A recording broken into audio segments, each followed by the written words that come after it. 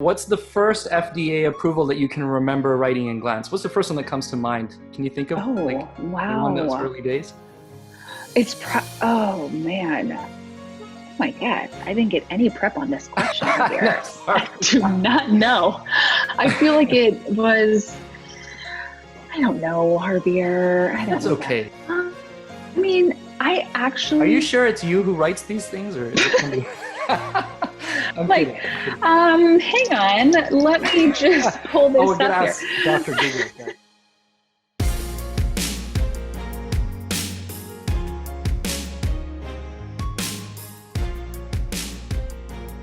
Hello and welcome back to another episode of the 2020 podcast, bringing clarity to business, entrepreneurship, and life. Thank you so much for joining me. My name is Dr. Harbier Sayan. I am your host. And today I have a very special episode. I have one of my fellow classmates and fellow graduates in the class of 2010 from the New England College of Optometry, Dr. Jacqueline Garlich, with me today in this episode. And if you don't know Jackie, you must be living under a rock, or you're not in optometry. Jackie is the founder of 20Glance, which is a weekly newsletter providing education and information to optometrists. She is the owner of Envision Optometry in Boston. She was recently named Diva of the Week by optometrydivas.com. She has a 5-star rating on ZocDoc.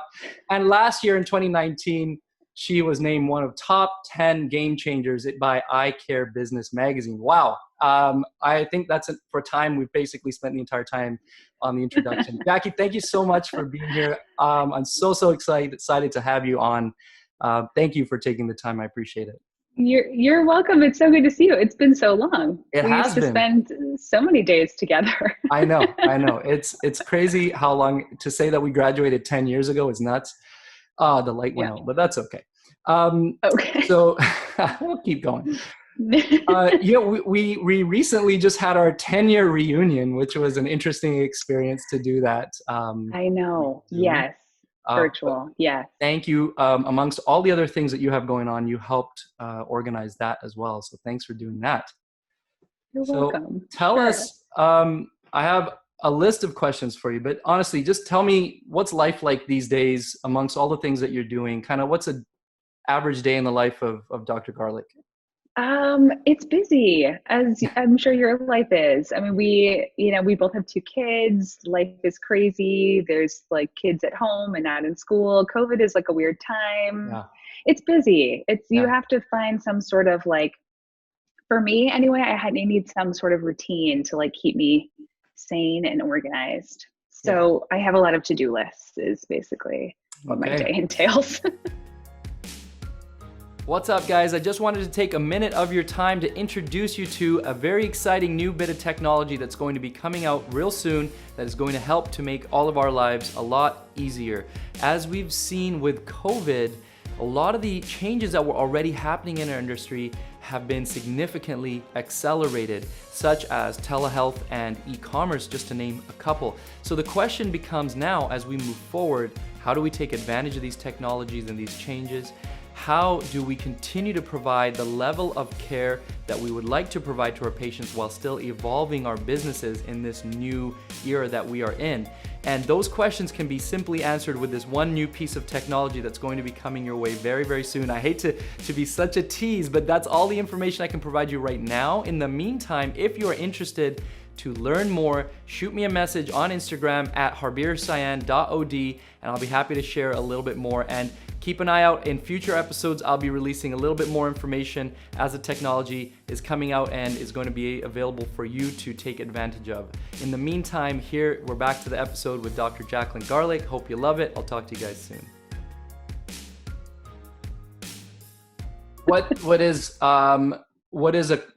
Is there something that's like commonly on your to-do list daily? Like you need to get something done that makes you feel productive?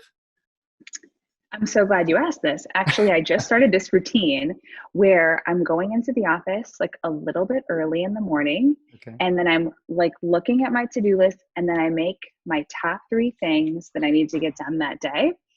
And that makes me feel really productive. It helps me prioritize my to-do list, and then it makes me feel really productive when I get those done. Most of the time I get them done. But yeah. You know, that's interesting.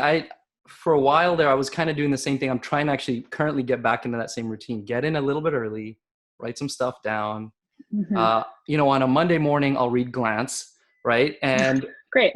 honestly, before I start seeing patients, because then when I go to my first patient exam, I'll be like, did you know there's this new drug that's probably coming out in the US soon, but it probably won't be in Canada for another 10 years. So you know what, don't worry about Probably. it. So one of the, we were supposed to, ideally I wanted to do this a little while back, but of course there's been a lot of bigger issues, COVID, the murder of George Floyd, and all the social discussions that happened after that. And we decided to postpone this talk. And of course there's still so many bigger conversations happening, but now that I do have you, one of the questions I wanted to ask you in that last interview, because it was right around the time we were going to do our 10-year reunion, it was going to be, what are some of the top lessons? I feel like it's kind of a heavy question to start with here, but what are some of the top, let's say if you were 3 to 5 things that you've learned in the last 10 years as an optometrist, in your first 10 years as an optometrist? Did you say last 10 years? Oh, well, I said in the last 10 years, but it's in your first 10 years. I was like, I'm going to keep going, but Don't okay. mind me. I don't know how to ask questions. No. I don't know if you've experienced this also, but this is, I feel like, how my first 10 years has worked. The first year, like right when you graduate, I feel really good, book smart. I am super smart. Ask me any question. I read Will's 3 times. Like I totally got it. And then, but clinically, I'm not as confident. Like I'm always nervous. I'm going to miss a retinal tear or a hole or something. And then you like kind of come into it where you're really confident clinically and you really know what you're doing and you feel really good. And then about year 6, I feel like it was for me, something creeps in. And for me, it was a term that I had never heard before called corneal hysteresis. Did we ever learn about this in school, by the way? Do you remember learning about this? Does not ring a bell. I did not. Okay. So we were in the same classes, so I would think. Yeah. But although I probably went to less classes than you did. I probably attended you probably did. That's probably true. But so then I was like reading a paper and the paper was just like talking so casually about it. Like everyone knew what it was. And I was like, I've never even heard of this term. And then there was another one called lid wiper epitheliopathy. And I was like, lid wiper staining? Like, I don't even know what this is. So then I was like, I gotta pay attention. Like it's a lot of work to like, there are new terms coming out and like it's a lot of work to kind of stay like up to date with all of that. But yeah, so I feel like now I'm working hard at like being on top of my game again, making sure I'm staying relevant with all the news and like what's happening. But the other thing about 10 years is that I am literally in the exact place that I said I would never be, and that's a private practice owner. I was like, never ever wanted to be a private practice owner, never. And like here we are, and I'm very happy with my decision. But the point is, be open for that sort of change. I was literally like, I'm just gonna work either at the VA or in a MD OD group, and that'll be good. And that's not at all how that's interesting. works. I didn't know that. Yeah. But I could see, everybody has their own path that they envision. Pardon the pun here, but envision themselves following. But that was actually one of the things that I'm glad you shared that, because we were friends and we've stayed in touch on social media and all these things. And I remember there was a post, something about you kind of being in a position or maybe being at a job that you weren't so comfortable being in, but you felt like it was like a step on. Oh yeah. Right. Totally. That was like my first job out. I feel like or for me anyway, I kind of needed to take a job that I knew I didn't like because there was nothing else, honestly, at the time. And I mean, it's bad. Like the first day, you're kind of like, what other jobs are out here? Like I've already accepted this one, but I just know it's not like the best fit for me. Yeah. But it was a good learning experience, and to like know what I felt was acceptable in a job, and like how many patients I felt is acceptable to see an hour, and like, just it was helpful in that way, which sort of then helped me into my next job, so it was good. But yeah, I did have to sort of take a job I was like not as interested in, whatever, you just make the most of it and learn from it and step up from there. Yeah, absolutely. I think that's a really important piece of information to share with a lot of young ODs who I'm sure you have a lot of people reaching out to you as well, but young ODs who will reach out to ask kind of like, how do they get to this position or certain place that they want to be, or be in a job that specific job they picture themselves being in. And I don't know if they like my answer most of the time. Is like, honestly, you just got to feel your way through it. You're not going to just end up at that spot magically just because you finished school. There's many hundreds of other optometrists who just graduated at the Yeah. same time as you. I worked in multiple jobs or offices that I wasn't particularly happy being there. Like, I knew it wasn't my end goal, but I just knew it was a stepping stone to the next thing. So I'm glad that you shared that. Yeah. Now that you are a business owner, how do you feel about that? Now, it wasn't where you envisioned yourself being, but how do you feel about that versus being in an ODMD practice or something like somewhere else where you had pictured yourself? Yeah, so I was in an OD MD practice for many years, and I loved that, and I feel like that was really important for me to feel even more confident in my clinical skills, because there was so much disease, and like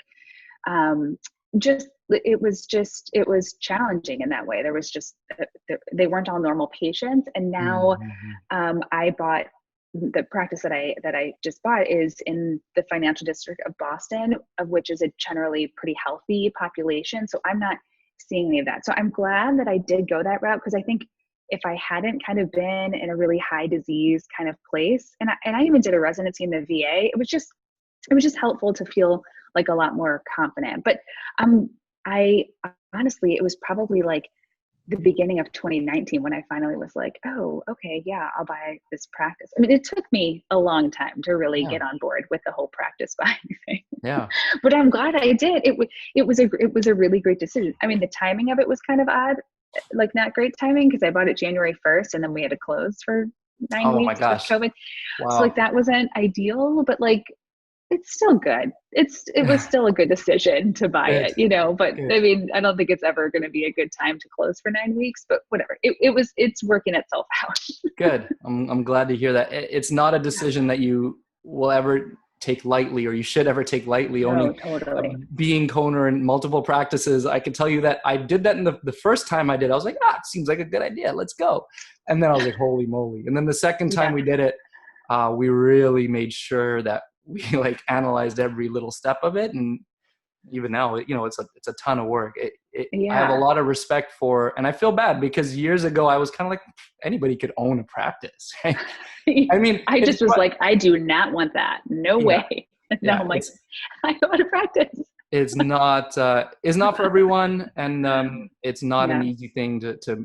It's one thing to own a practice, another thing to successfully own a practice or run a practice and grow it.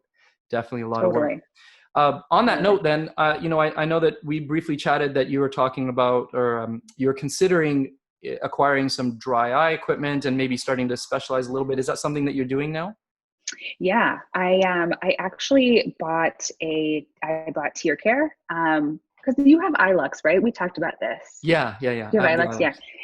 Yeah, so I bought Tear Care when I was at Seco, and then yeah, it's been great. That is one of my goals in the practice, is to really strengthen the dry eye clinic, portion of the practice. So yeah, I'm working on it. It put a wrench in my plan with like COVID, but Yeah.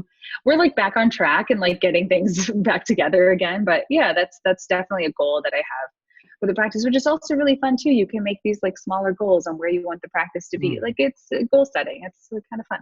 Yeah. Yeah. Sounds like something that you'd be good at, Yeah, I'm setting into goals it. and Yeah. things. Yes. Um, no, I agree. And the interesting thing has been, we had just started kind of doing the iLux stuff a little bit before COVID, so I hadn't really gotten too deep into it. We were picking up some steam, and patients were showing interest, and then COVID happened, of course. And so now we're almost starting from scratch again, right? Trying to encourage Mm-hmm. people that I'm going to get like this close to you, Yeah. and it's going to Yeah. be okay. But we Yeah. started doing them again, and it's been good. The response has been good. So I hope that Yeah. same for you as well. Uh, Yeah. But I totally agree. It does seem like I'm starting back over, Yeah. because I bought it. I bought it at Seco, so I had it for like a week, and then we closed. So I was like, okay, I gotta start over. Like, how do I put these on again? Like, I just had to refresh myself on everything. But Yeah. it's good. We're coming back. You mentioned Seco a couple of times now. As I Mhm. assume that was the last big meeting that you attended before COVID shut everything down. Oh yeah, I Yeah. actually thought Seco might be canceled, but it wasn't. Yeah. I went. But Well, you yeah, went that to. was the last one. Yeah. Yeah, Well, specifically related to these meetings, I know that I think that you go to a few of the fair amounts of them every year. I assume the Academy is one of the ones that you like to go to as for well. sure. Yeah, Um, and you've been speaking at some as well over the last little while, right? Can you tell right. me? I assume it was Glance. I'm answering my own question here, but Glance has helped you kind of take some of those roles or find some of those roles in the speaking realm. But again, I have patients, or excuse me, I have young ODs and so on ask me, how do you get into speaking and things like that? Would you have any advice for a young OD who does want to get out there and start doing some speaking at conferences like that? I mean, the lecturing at a conference is open to anyone, and you just really have to submit a PowerPoint, like your outline for it. So like if you want to ease into it, you do it with a couple of friends, and then you present on something, and then see whether they accept your presentation or not. But the other thing is, if you just want to get your kind of name out there, is if you write some articles, so like Modern Optometry is always looking for guest writers. So like if you reach out to the editors or the publishers of these magazines and say like, I have a topic that I want to write, have like a clear thing, not just like, hey, what do you need from me? Like that's not quite as helpful. But like if you have an idea of like, I want to write an article about something that they haven't just covered or written about, they're very open to that. So if you kind of just want to start getting your name out there that way, and boosting your resume a little bit with like these publications that you've participated in, that's certainly a good way to do it. And I think a lot of those editors are open to like other people kind of offering to write. That's excellent. And that does kind of echoing a lot of the times. I think there seems to be a bit of a misunderstanding that you just sort of show up, or like you just kind of, people invite you just because you're a prominent name, and a lot of times people don't realize, or younger ODs or students don't realize, that there's a fair amount of work that goes into the back end. Like you have to go out and you have to pitch yourself or present some work somewhere, and it requires you being fairly humble. Just because you've made a name for yourself in one realm doesn't mean that somebody's automatically going to ask you to show up and present. It Totally. does happen, I suppose, but it often requires a bit of work on the back end as well. Yeah, So we've totally. already alluded to 2020 Glance a bunch of times. I would love for you to share where the idea came from for Glance, and when you started it and how it started. Yeah, so I started writing it just for friends mostly. Like I just started just to seeing if it was like actually useful or not. That was probably 2016 timeframe I did that. And I really honestly started it because of what I was telling you earlier. Like in the 6-ish year sort of time frame, I was like, I am not doing a good job like keeping up with like what's new out. Like I should know more. I would tell this story. Like I was at my office and I opened like the sample drawer, and there was a sample of uh, one of the new allergy drops that's no longer new, but I can't remember the name of it. But anyway, I didn't know what this was. And there was like samples of it in the drawer. And I remember being like, what even is this drop? Like this is obviously FDA approved, and it's made it into this like drawer here. And one of the technicians was like, oh, that's the new allergy drop. It's blah, blah, blah. And I was like, I should know that. Like, how do I not know that? How am I missing the mark on this? And so I like surveyed my friends, like, how do you guys stay up to date? And people were like, yeah, continuing education. And I was like, yeah, but like the day to day, like FDA approvals, well, how are you here about this? And they're kind of like, I don't know, like there's not a good way. And so like, that's how it all started, is that I didn't feel like there was a good way to stay up to date with all of that stuff. So that's why I started it. I started writing it. That's fantastic. Yeah, I think a lot of amazing new technologies or products that do very well are made that way. Like there's a gap in the totally. market, and it Yes. doesn't necessarily have to be that you're going out looking for that gap, but you find it, And Yes. even if you just stumble upon it, but the most important thing is that you decided to act on it and just say, Yeah. hey, let me do the work and gather this information and put it out there. I want to roll the clock back a few years, because that's not the only time in your life that you've done stuff like that, right? I mean, if I'm not mistaken, did you not create an app shortly after we graduated? Oh, yes, I did. I did Yeah. create an app. The app was based on this booklet that I made when we were students Yeah. that was like a little pocket cheat sheet for just like things I could not remember, like what to do for a diplopia workup, like how should I work up a nystagmus patient? Should I be looking for convergence and like it's just things I could not remember that Right. you don't see it all the time, so it's hard to remember. Anyway, I had a friend of mine who was like really trying to get into developing apps, and so I made all the content, and then he just made it into an app for me, and so we had it in the iTunes store for a while. How Yeah, amazing. How crazy. amazing is Yeah. that? So, just in case like somebody's wondering like, oh, how did this, doctor just decide to create this weekly newsletter? It didn't just happen out of the blue. This is stuff that I feel like you've always been that kind of take action, or even if you want to use the word entrepreneurial type, right? Because it requires you taking time out of your work and your life and having the drive to do that. Is there something that you feel that maybe you're wired a certain way, or something that you know about yourself that makes it so that you do decide to take action on this opportunity with Glance, for example? I think what I've come to realize is that I really like being helpful, and I really like teaching.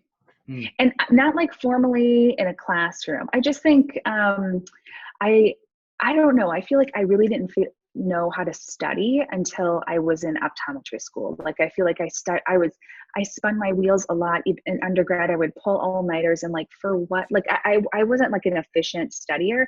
And I feel like once I like learned to study, I was like, like things can be simple if you just know what you're kind of doing. And I feel like was my whole point with Glance, is to make it like really easy to read. Like there's one thing to wake up and read Glance in the morning. There's another to wake up and read like a thick, deep publication. Like I can't do it. Like I need someone to just like break it down step by step. And so, yeah, I think I don't like to sit still, and I do like to teach. And yeah, like that. I mean, the whole thing with Glance really backfired, because the point is that I was trying to find something that would do what Glance would do, which would just be like, give me a quick rundown. And then turns out I have to do like all this extra work for it. But it's great because, it's like really energizing when people find it helpful. That like really energizes me. Yeah.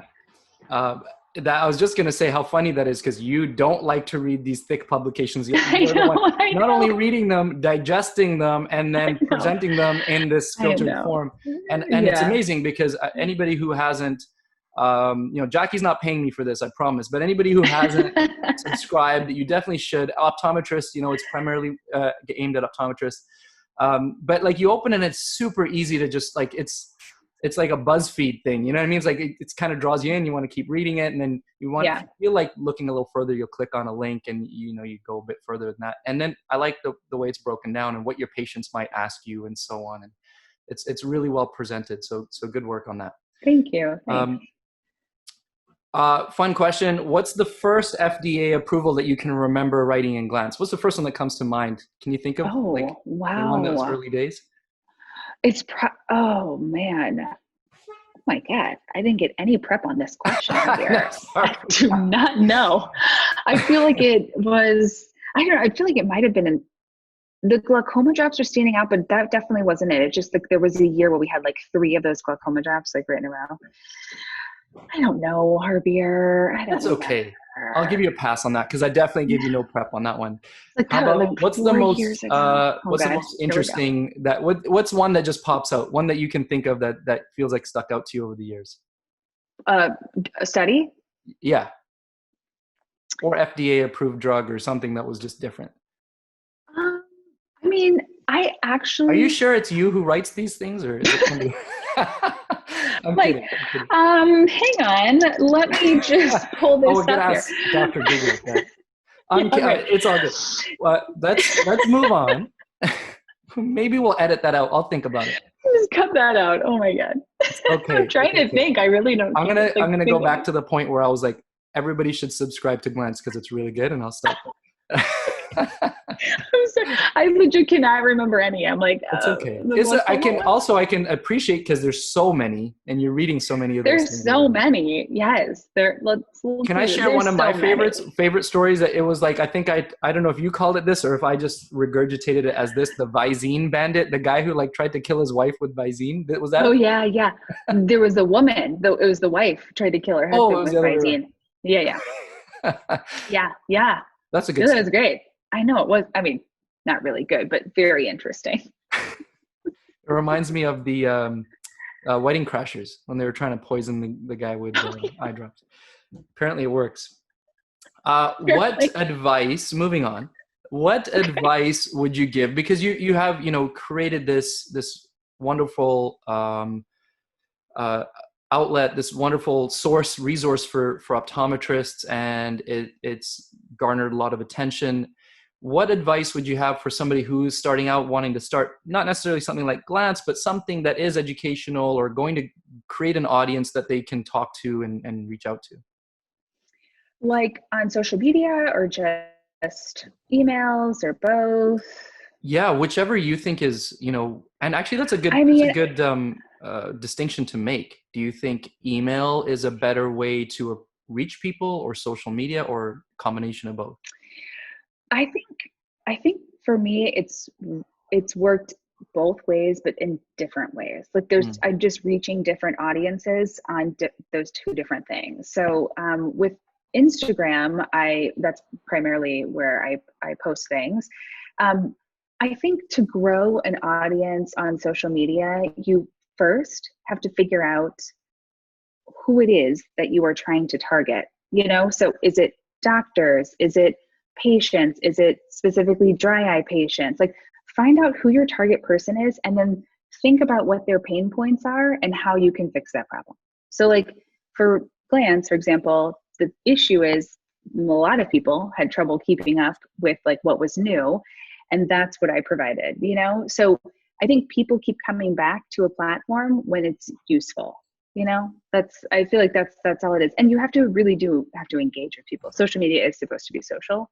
So like, that's like how you do it on that. With the emails, I don't know if I have good advice on that. That just spread. Like someone sent it to someone, and then it just kept rolling that way. So I don't know if I have the best advice on that. I think it's just create good content and people want it, Yeah.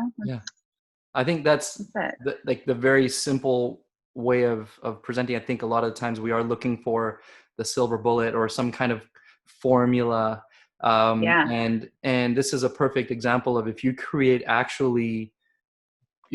lot of great value for somebody, they will come back to you. And if you don't mind, I'll mention that the three pillars that I kind of mention over and over to people if they ask me about this type of stuff is, and you touched on it, all three of them, which I think is perfect. One is to create that value.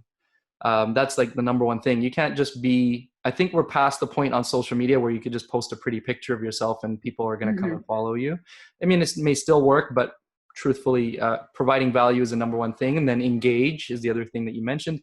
And the third thing that you may not have mentioned but you are doing is consistency, right? You send this email out every single week, unless it's a holiday or something, right? So that consistency is so important. People open it up and they see it in there, and then the value's there every week. So I think that's amazing that you're doing that. I was curious about the email thing, and I think the fact that it's just good value, good content there, people keep subscribing to it. Yeah. I was talking to someone recently about like, no matter how big social media and everything's gone, email is still like the best way to get to people. For sure. Consistently get to people. I totally agree with email. Like if you can land in someone's email box, that's very useful. And if they open it, that is the other really useful thing. The open rate's going to be good. Any tips on increasing open rate? Well, I think your subject line has to be good and enticing and like make people want to open it, but you have to like prove that the email is worth opening every week. You write it. You can't just, I don't know. I try to do this with my practice, that I'm I never try to sell something through my emails with my patients. Like, I don't want them to just be like, it's another sale, it's another something that she's trying to sell me. So I don't, it's very rare that I send anything about selling something. So I feel like once you've gained the trust of the people that you're sending this email to, that they trust that you're sending good information, they keep opening. There are two questions that I like to ask every guest before we wrap up, and I'd like to pose those to you right now. The first one is, if we could step in a time machine and we could go back to a specific point in your life where you felt like you were struggling, and feel free to share that information at that time if you'd like, but more importantly, I'd like you to share the advice that you would give yourself at that time. Oh, okay. So I got it. This was actually probably my first year of optometry school. So I took a break between undergrad and optometry school. Okay. And so I hadn't been in the study game, I feel like, for it was 2 or 3 years or something, where I took that break. And so I did terrible in optics. Okay. Like, I think I got a D on my first test. And I remember like telling Josh, my husband, like, oh my God, I shouldn't even be here. This is so, like, I don't know anything. I felt really stupid. And I think my advice is like, this is where I feel like maybe it started to change for me on learning how to study better. It's like, you're not stupid. You are actually smart. It's like your technique and your methods by which you do, in my case, studying, was like backwards. Like, I just superficially studied and didn't like dive deep to make sure I understood the concept.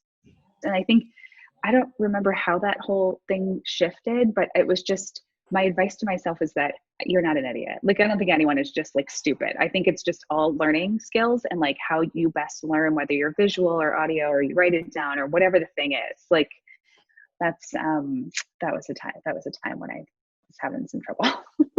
You know what, that's actually really powerful. I appreciate you sharing that, because I'm sure most people have gone through some equivalent form of that,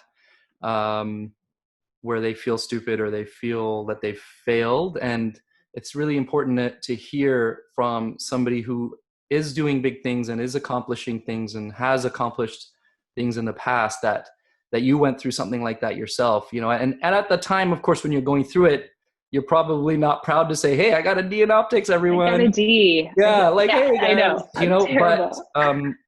but the fact that you share it now is so helpful, I think. And you know, I'm personally have gone through failures like that as well. And I think it helps those who are struggling now to hear that you went through that, you figured it out, you changed, and here you are now. So thank you very much. Yeah.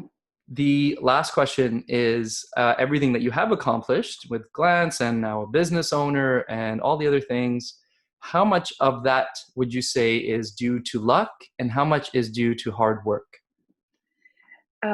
I would say it is probably 80% hard work and 20% luck. I think it was extremely lucky that I ended up getting into that MD-OD group, which was a huge, a really great job for me to have. That job I happened to randomly hear about from a friend of our friend, Patricia. Oh yeah. With her friend. We were out and she happened to get this job position and I was like searching, and she lived in Illinois. She wouldn't have taken it anyway. And I was like, oh my God. So like that, I think, was just like that fate. Like, I don't know, for that job, like it just worked out that way. And then even owning this practice, like it's just so happened that I got a job in this practice. And then just the way that the whole thing unfolded, I feel like was partially luck, but so let's say 20% luck and 80% hard work. Yeah, that's, you know, I think that's humble of you to give it 20%. Most people say 99% hard work and 1% at best. But I think that's great that you view it that way. You know, some things kind of fall into place. And maybe it's a time to also, this is a good time to take a second to say hi, Patricia, and give her a little shout out because we both love her. Yeah.